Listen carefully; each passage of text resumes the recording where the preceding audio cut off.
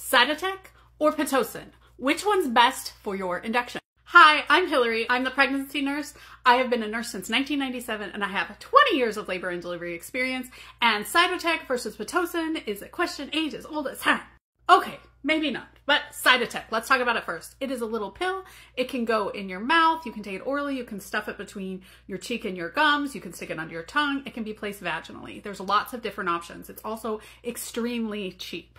And it is meant before your cervix, which remember is the bottom of your uterus, to soften it. It is a prostaglandin and it just gets in there and starts, usually we give it before you're 3 centimeters. However, it does have some contraindications, reasons that we can't give it, including previous uterine surgery. So if you're going for a VBAC, you can't have Cytotec. Pitocin is given more commonly, and we titrate it using an IV pump so that it is given very slowly. Every hospital has very strict policies on how much can be given over a certain period of time. And we're using that to get your labor going. Both of these are to start your labor.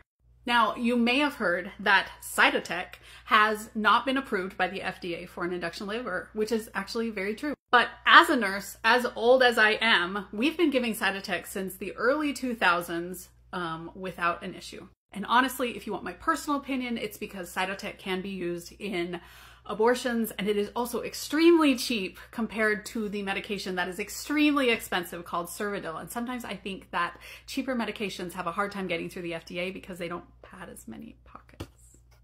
But ultimately, which medication starts your induction is really based off of what your cervix is, your previous history, like previously having a C-section or previous uterine surgery, and which one will be best for you. So talk with your provider and go with the recommendations. There's also 2 other medications that can start an induction. That is Cervidil, and they also use Prostin gel, although not very frequently.